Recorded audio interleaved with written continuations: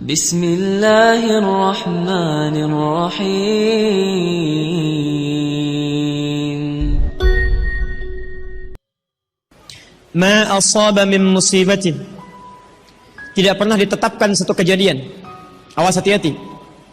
Di bumi, fil ardi, wala fi anfusikum, atau menimpa dirimu, illa fi kitabin min qabli an nabraha, kecuali semua itu telah tertuliskan di dalam kitab sebelum semuanya nampak dalam kehidupan.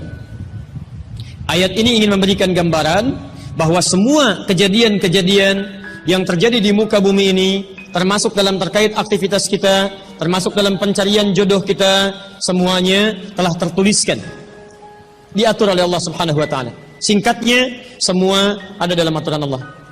Allah telah mengatur si fulan hidup sekian sekian sekian, meninggal sekian sekian sekian, rizkinya sekian, jodohnya akan mendapatkan sekian sekian sekian. Sebagian tidak bisa diikhtiarkan seperti ajal nggak ada ikhtiarnya. Anda tidak bisa ikhtiar untuk bisa menunda atau mempercepat ajal, langsung nggak bisa diintervensi. Sebagian ada yang harus diikhtiarkan, hukumnya sudah ada, cuman kita tidak tahu bagaimana dengan takdir yang telah Allah tetapkan. Maka untuk mendapatinya, maka ikhtiar kita untuk meraihnya. Maka ada sesuatu yang ditempuhnya dengan cara ikhtiar. Di antaranya ini jodoh. Allah telah tetapkan jodoh kita, diatur oleh Allah. Ini yang terbaik untuk kehidupan kamu. Tapi Allah merahasiakan kepada kita siapa jodoh yang dimaksudkan. Maka kita berikhtiar, yang dengan ikhtiar itu ada pahala didapatkan. Saya ulang, ada pahala didapatkan, ada kenikmatan dalam mencarinya. Bayangkan kalau kemudian nikah aja tiba-tiba tanpa ada pencarian. Antum gak akan pernah merasakan bagaimana nikmatnya ta'aruf, bagaimana nikmatnya mengenal, bagaimana mencari, bagaimana pahala bersabar, bagaimana nikmatnya berdoa, bagaimana istikharah dalam menentukan jodoh kita. Itu semua menghasilkan pahala dalam kehidupan kita. Maka yang pertama, lihat ketentuan Allah yang pertama, apapun ikhtiar yang telah Anda tempuh, maka semua ikhtiar ini tetap tidak akan keluar dari aturan Allah Subhanahu wa taala. Jadi kalau antum tadi sudah menunggu selama 4 tahun tanpa komunikasi, Masya Allah, sudah siap melamar, tiba-tiba Masya Allah dibalap oleh orang lain, kalah. Fokus. Maka bagaimana cara memahaminya? Perhatikan, ikhtiar yang Allah tetapkan dalam aturan yang dibuat tadi, boleh jadi tidak harus selalu menyampaikan kita pada tujuan yang kita inginkan. Karena aturan Allah itu ketika ditetapkan akan bersanding dengan maslahat bagi kehidupan kita yang menjalaninya. Ingat ini ya, ingat. Aturan Allah ketika menetapkan, fulan rezeki kamu sekian, fulan fisik kamu begini, fulan jodoh kamu si fulanah. Ketika Anda menempuhnya dengan ikhtiar, tidak harus kemudian Anda meraihnya sesuai dengan keinginan Anda. Contoh, maaf, Anda ingin misalnya sekolahnya ke ITB, Anda ikhtiar juara satu. Begitu tes di ITB tidak lulus, lulusnya ke IAIN. Misal, harap-harap ke ITB, masuknya ke IAIN. Harap-harap ke ITB, masuknya ke UNPAD. Ketika Allah kemudian menakdirkan Anda, misal keinginan Anda ke UNPAD, keinginan Anda ke ITB, tapi kemudian tiba-tiba beloknya ke UNPAD, bagaimana memahaminya? Perhatikan, kadang jalan kehidupan yang telah Allah tetapkan bukan harus menentukan hasil sesuai dengan yang Anda inginkan, tapi Allah menetapkan sesuai dengan apa yang Anda butuhkan. Anda ingin ke ITB, tapi apa yang Anda dapatkan di ITB bukan maslahat buat kebutuhan Anda. Maka dibelokkan oleh Allah ke UNPAD supaya Anda mendapatkan apa yang Anda butuhkan dalam kehidupan Anda. Karena Allah mengabulkan apa yang Anda butuhkan, bukan apa yang Anda inginkan. Saya ulang, Allah mengabulkan hanya apa yang Anda butuhkan, bukan apa yang Anda inginkan. Ada 3 jenis cara pengabulannya. 1, jika kebutuhan Anda sesuai dengan maslahat kehidupan Anda meminta. Maka jika keinginan Anda dalam permintaan sesuai dengan kebutuhan Anda, maka segera dikabulkan. 2, ada yang ketika Anda memohon, Anda belum sanggup untuk mendapatinya. Nanti ketika Anda mulai sanggup, disitulah kemudian Allah berikan. Antum punya anak 5 tahun, antum kaya, punya banyak uang, kemudian anak itu minta dibelikan motor. Dibelikan nggak? Uangnya ada, motornya siap dibeli. Anak baru 5 tahun, minta dibelikan motor, dibelikan nggak? Kenapa? Karena dia belum sanggup menggunakannya. Tapi Anda sampaikan, nah, papa punya uang, papa siapkan ya. Nanti ketika sanggup baru saya berikan. Demikian ketika Anda meminta kepada Allah Subhanahu wa taala dan memohon. Maaf, Anda mohon, belum dikabulkan juga. Boleh jadi bukan Allah belum mengabulkan, tapi Anda belum siap untuk menerimanya. Contoh, Nabi Muhammad SAW berdoa kepada Allah supaya kiblat dipindahkan dari Masjid Al-Aqsa ke Masjidil Haram. Kapan berdoanya? Sejak di Mekah. Kapan dikabulkan? Saat ke Madinah. Kurang lebih 3 tahun baru dikabulkan. Quran surah kedua Al-Baqarah ayat 144, paling kiri sebelah bawah. Qad nara taqalluba wajhika fis sama' falanuwalliyannaka qiblatan taradaha fawalli wajhaka syatral masjidil haram. Muhammad, kami perhatikan engkau senantiasa menengadahkan wajahmu ke langit memohon, meminta. Lihat, maka mulai hari ini kami kabulkan doamu. Mulai palingkan kiblatnya dari Masjidil Aqsa ke arah Al-Masjidil Haram. Berapa lama Nabi berdoa? 3 tahun. Nabi Muhammad SAW berdoa 3 tahun baru dikabulkan oleh Allah. Kenapa baru dikabulkan? Karena pengalihan kiblat baru sesuai dengan kebutuhan umat Islam pada saat itu setelah 3 tahun. Nabi Ayub alaihissalam. Antum kenal Nabi Ayub? Kenal di mana? Kadang-kadang kenal Nabi Ayub. Luar biasa. Tadi malam di Dumai ada yang kenal Korun. Bulan lalu di Lampung ada yang kenal Fir'aun. Masya Allah. Di Pekanbaru kenal Nabi Ayub. Luar biasa. Itu siapa sebetulnya? Nabi Ayub itu diuji dengan penyakit luar biasa. Maaf, tadinya kaya, punya istri yang sangat cantik, anaknya 12. Hari yang bersamaan, hari pertama, maaf, diuji dengan harta semua habis. 1 hari. Hari kedua, anak semua meninggal. Hari ketiga, diuji dengan penyakit. Yang penyakitnya tidak akan pernah dialami orang setelahnya. Tidak juga dialami orang sebelumnya. Berapa diuji? 20 tahun. Beliau diuji 20 tahun. Apakah mengeluh? Tidak. Kata istrinya, kalau bahasa kita, papa kan Nabi. Angkat tangan papa, mohon kepada Allah. Mintakan sembuh aja, sembuh. Apa jawab Ayub? Berapa lama kita sehat dan senang? Kata istrinya, Masya Allah, 20 tahun.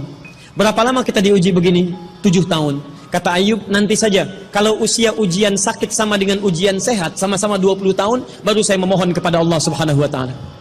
Anda bisa bayangkan, Nabi Ayub, Nabi, Rasul, dekat dengan Allah, jaminannya surga, surga tingkat tinggi, diberikan ujian 20 tahun, beliau bersabar dan tetap ibadah. Antum, Masya Allah, mahasiswa, baru semester 5, bukan Nabi, bukan Rasul, surga belum jelas, amalan masih berantakan, hisab masih menegangkan, surga belum ada jaminan, baru 4 tahun.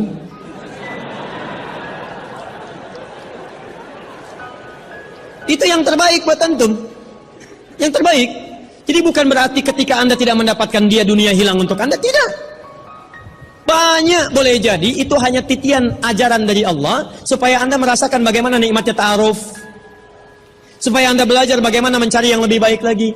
Lihat kalimatnya, Quran surah ke-24 ayat 26. At-tayyibatu lit-tayyibin wat-tayyibuna lit-tayyibat al-khabithatu lil-khabithin sebelumnya wal khabithuna lil-khabithat.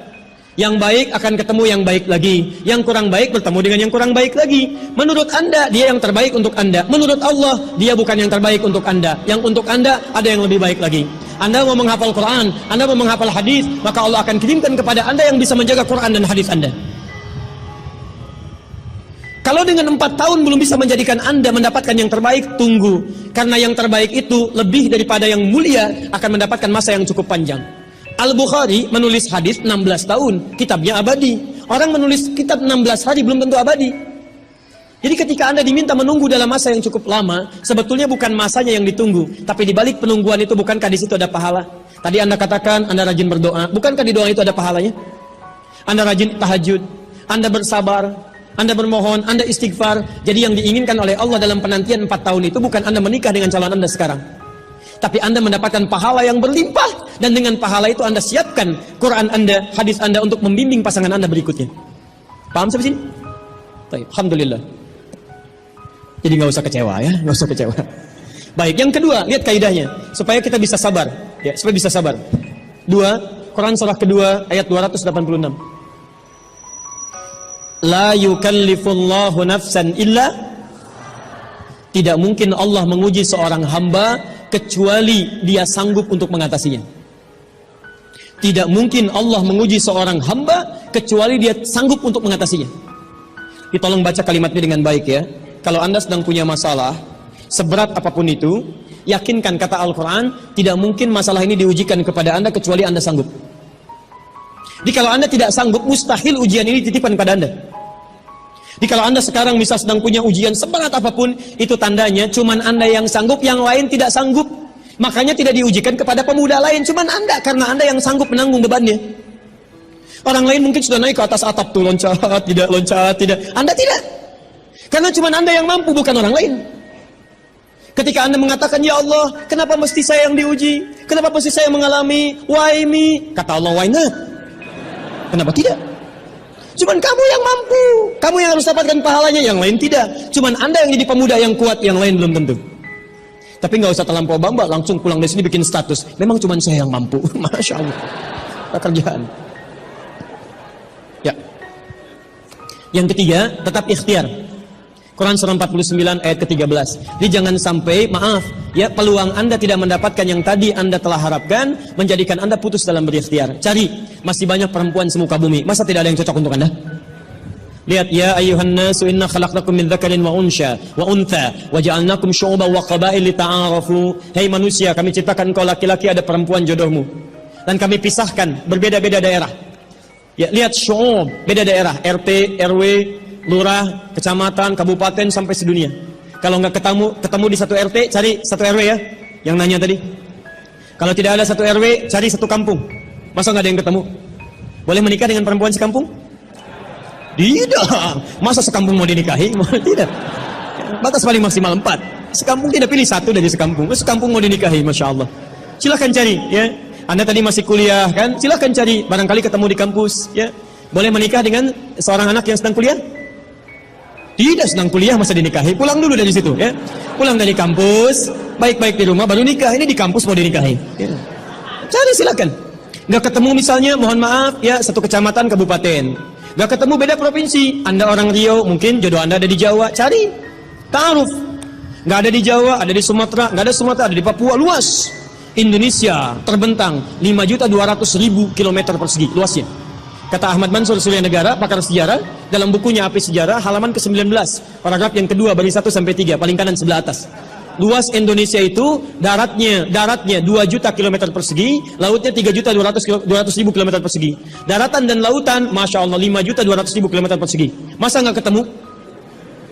Pulaunya 13.677 pulau. Itu belum termasuk Pulau Gadung dan Pulau Gebang. Ada semua. Nggak ada di Asia Tenggara, nggak ada Asia Tenggara di Asia, nggak ada Asia Amerika, nggak ada Amerika di Eropa, nggak ada Eropa di Afrika. Masa nggak ada yang cocok? Kalau tidak ada, mungkin antum ahli surga, karena itu pun jodoh antum pun bidadari surga. Masya Allah. Tapi sebelum ke surga, baiknya menikah dulu di dunia ya.